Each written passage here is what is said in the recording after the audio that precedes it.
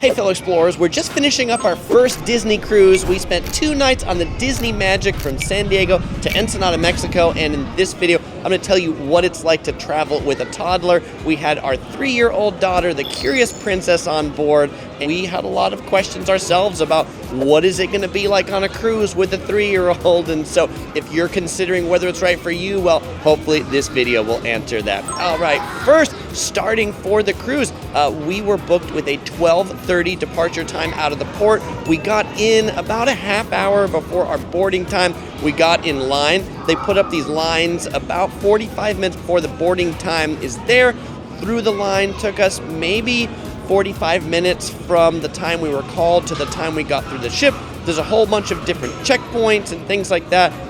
Our daughter definitely got a little restless in these lines because they are quite long. The building wasn't air conditioned, so not off to a great start. Now, once we finally made it through all that security stuff and actually got to the Disney Cruise check-in desks, they looked at our passports, looked at our boarding pass, and because we had a 3-year-old, they gave us a red magic band for her. What's special about this magic band? Well, this is her key into the kids' clubs that we use later. You do have to return this at the end of the cruise, otherwise they'd charge you something like $30. And now it was time to actually get on the ship, up an escalator, across a glass bridge, into the lobby atrium of the ship. And what's kind of neat, as you board, they call out your name. How do they know your name? Well, they actually ask you your name and then they announce your name, but that's kind of a neat touch. Now, the whole process of getting on board the ship, through the port, up the escalator, into the lobby, probably took us about 45 minutes, which meant we were still too early to get into our staterooms. The staterooms are going to be ready on this cruise at 1:30 p.m. So before going into our stateroom, we went to check out the kids club on board the ship to see where our daughter's going to be having a lot of fun. And there's a few that she's eligible for. At 3 years old, she's eligible for both the nursery and the Oceaneer Club and Lab. So first we went to take a look at the nursery. It's called It's a Small World Nursery, and they take kids from the ages of 6 months to 3 years old. They charge $9 per hour, and it must be reserved ahead of time because on the Disney Magic, they can only take a total of 10 kids. Luckily, we reserved it well ahead of time when we had our 75-day window to pick excursions and stuff. So we had a full day reserved for our daughter on the day we were going to be in port in Ensenada. A fun area. They've got like cribs and movies. They serve snacks throughout the day, crackers, yogurt, bananas, juice, but no lunch. The other club that our daughter was eligible for is the Oceaneer Club and Lab. It is for kids aged 3 to 12 years old. There's like 2 locations that you can go in, but then there's an internal hallway that connects the 2 of them so kids can roam between the 2. They're really fun looking places, heavily themed, Marvel characters, Disney characters. And for the first few hours, like once you can go on board a ship, before and then a little bit after the safety drill, parents can tour these clubs with their kids. They're not available for check-in yet. And then on our cruise, they were available for check-in starting at 5:30 p.m. on embarkation day. Oh, one other big difference between the nursery and the club and the lab. For kids to go in the club and the lab, they have to be fully potty trained. To go in the nursery, they can wear diapers and they'll change diapers over there. Oh, but in the club and the lab, they do not serve any sort of food at all. No snacks, no lunch. The only thing in the club and the lab is water. And so if you want your kids to eat at lunchtime or dinner time, you need to check them out. You need to get them food, and then you can check them back in. So after touring the clubs, then we went to do a character meet and greet. We found Goofy in the atrium. There was no line at all at 1:30 p.m. as most people were still getting on board. The lines got significantly longer later on in the cruise, and so if you want to do character meet and greets, if you see any on embarkation day, know that the lines will be shorter than as you go on later. All right, after getting our jumping in on the bed in the room, we came up to the pool deck, and there's 2 main pools. This is the kiddie pool right here. The princess had a lot of fun in there. Papa had fun going down their gigantic water slide, and at 3:30, they close all the pools because it's time for muster at 4, like where they do the safety drill. But boy, our princess is tired right now. She is taking a nap right there under those bundle of towels, but the pool deck makes a great place for a nap and plentiful towels everywhere.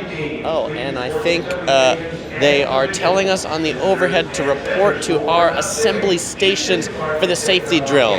Well, maybe she's going to be getting carried then over to the safety drill. All right, well, as 4 o'clock rolled around, there was no more hanging out in the pool deck anymore because everybody had to go to the safety muster drill, in which basically everybody shows up on the 4th deck and understands how to get in the lifeboats, put on the life jackets. Because our daughter was still fairly tired, I ended up holding her most of the time, which I guess was good exercise for my muscles. After that ended, it was time to go to the Sail a Wave party at 4:30 p.m., which was up on the 9th and 10th decks. They basically turned the main swimming pool of the ship into a stage. They put a stage over it, and you get about 20 minutes of the classic Disney characters that are dancing. And then after the show, then they have 10 more minutes of a kids' dance party on that lower deck where the pool is. Our daughter really loved both parts. She enjoyed seeing the characters, and she also enjoyed dancing down there. We were watching it from the 10th deck, and then when it was dance party time, she was like, "Papa, why are we not down there?" Which, of course, then we went down there so she could do a little bit more dancing and get some of her wiggles out. After that, we went back to the room for a quick snack. I picked up some cookies and some fruit from the pool deck earlier, which definitely do that if you want cookies and fruit, because the cookie and fruit place by the pool deck closes at 6 p.m. And so this was nice to eat later. Then before dinner, we did another character meet and greet with Minnie. We waited in line for about 20 minutes to see Minnie. They also had Mickey and Goofy back in the central atrium taking pictures on different floors. Our dinner was scheduled at 5:45 p.m. at Lumiere's restaurant. Originally, we had the late seating. We were assigned like the 8 o'clock dinner time, which really doesn't work if you have little kids. And so when we went to select our activities beforehand, that 75-day window, I selected the wait list for the earlier dining, and then we were confirmed for the earlier dining. Lumiere's is a French-themed restaurant. We were sat at a table with another family with a 2-year-old girl. Honestly, it was kind of awkward sharing a table, especially as the YouTuber, where I kind of want to record things. Now, they were super nice people, so nothing against them, but I would have preferred my own table, so I could have recorded more of this while I was there instead of recording the B-roll and talking to you afterwards, but that's okay. So how was the food? Honestly, it was just okay. To start, I had the potato soup and the shrimp appetizer. OC Girl had the French onion soup. For mains, I had a steak, and OC Girl had a pasta. Both were they were just okay. It is definitely the kind of food that they serve to 3,000 people all at once. The best part was the dessert at this restaurant. The souffle was quite excellent.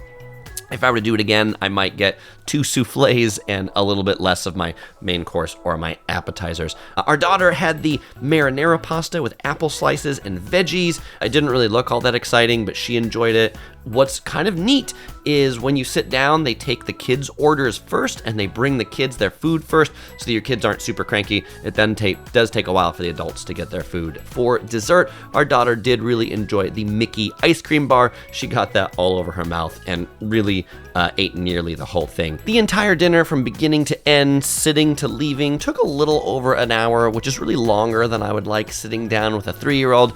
We did solve that problem for the second night dinner. We got a little smarter. I'll tell you what we did when we get to the second night. After dinner, we checked the princess into the Oceaneer Club so that OC Girl and I could walk around and check out more of the ship, and our princess could have some fun in there. What's kind of neat about those red power bands I showed you earlier, they use that to tap in, they use that to tap out, and they also use that to track their location in the club. So when you ask to pick them up, they look at a computer and they can see where your kids are based on that little band that they're wearing on your wrist. I think that's pretty neat. So we had her playing there for about an hour, and then it was time for us to see the show Tangled. We were assigned to the 8:15 showing of the stage show Tangled. They've got this 1,000-seat theater on board the ship, and our princess really enjoyed the first 30 minutes of the show and then became kind of fidgety for the second 30 minutes. An hour is a long show for a 3-year-old.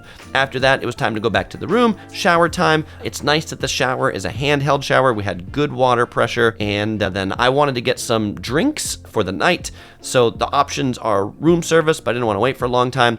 And so instead I went to the 9th floor where they have drink machines. I also wanted to get some like snacks for dessert, but those were all closed. And so I was glad I got the fruit and cookies from earlier. After I got my drinks and then went back to the room, I called room service so that we could get some cheesecake for dessert. They were super small. They were really mediocre. But the good news is that the room service was free, and there's some like gratuity that's included that kind of like the Disney Cruise Line like adds on based on the number of people that are in your room. But if the staff goes out of their way to do great things, they appreciate a few bucks too. So I had a few bucks on me to give them a few dollars later. Now, one of our challenges with a daughter who really loves cartoons and loves watching YouTube and Disney Plus is that internet costs a fortune on board the ship, but luckily the in-room TV has plenty of cartoons. That didn't solve our problem of watching cartoons maybe at dinner time or things like that, but it did solve the problem of watching it in the room because the TV had lots of kids programming. All right, the first morning of the cruise. How was our sleep last night?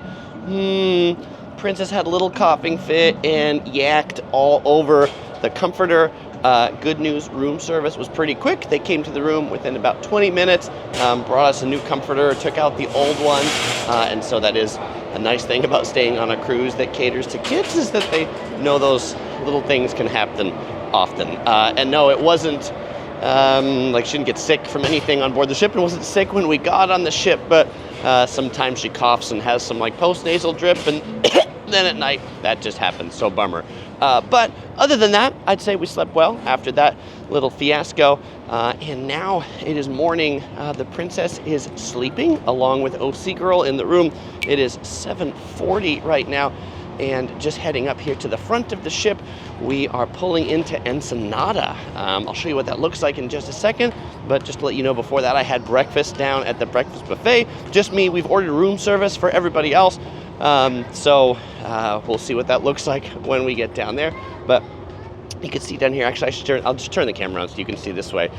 This is pulling into the Ensenada cruise port. There appears to already be a Carnival cruise in there. And up here at the front, we haven't been here yet, but there's a nice glassed in area so you don't have to be in the wind. But you can stand up here and see the view looking out this way with the Mickey flag down below. Pretty cool. All right, so how was that room service breakfast, you asked? The room service you can get is basically all cold things. It's like cold bread, cold cereal, cold drinks, and hot coffee. It was fine for what it was. Actually, because I was up here shooting this video, I did stop into the buffet for breakfast, and the buffet was actually like pretty good, pretty legitimate. Better on the first day, this day of the cruise, than it was the second morning of the cruise. On checkout day of the cruise, the buffet is definitely like less items on it. So if you want to do the breakfast buffet, check that out, not on the last day, so that you can like get some better stuff. All right, but after breakfast, it was time to wake the princess up by 9 a.m. because we had an appointment in the Bibbidi Bobbidi boutique. This is another activity we booked 75 days before where we could get her a pirate makeover. The first day on our cruise, they were doing princess makeovers. Those were all already booked out before we got there, but the pirate makeovers were still available because on day 2, they were doing the Pirates in the Caribbean party, and so she could become a pirate. $80. She got to put on some makeup. She got a pirate costume, a sword. It was a fun 30 minutes where the person doing her makeup had her recite a pirate oath, and I think overall she had a good time. Her first time ever being a real pirate. Now, before we could then check our daughter into the nursery, we had to go down to the health clinic on deck 1 because when I called for new sheets because of our daughter throwing up last night, they put a hold on our room or something like that, and we had to go down to the health clinic and get our daughter checked out to ensure she didn't have a fever before she could get checked into the kids' activities. So good news, they checked her out, said she was fine, and then we dropped her off into the Small World Nursery. And then it was time for OC Girl and I to explore the town of Ensenada, Mexico, while our daughter had fun in Kittyland. If you want to see all about what the Ensenada trip day was like. You can check that out in a separate vlog that I've got. You'll find a link in the description or at the end of this video as soon as that one's done.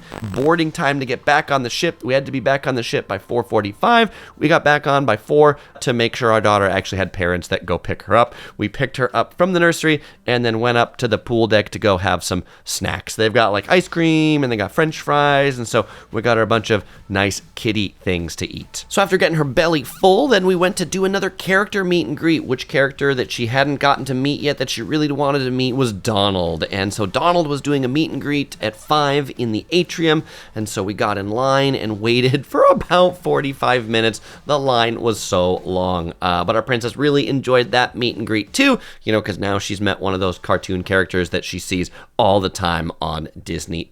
After that, it was just in time for dinner. We had a 5:45 p.m. seating at Artist's Palate. This restaurant, I think, was a much better theme for kids. Like, they had all these different drawings on the walls, and the drawings would like change, and then there was kind of like a neat show that happened throughout, and so I think she enjoyed this dinner more.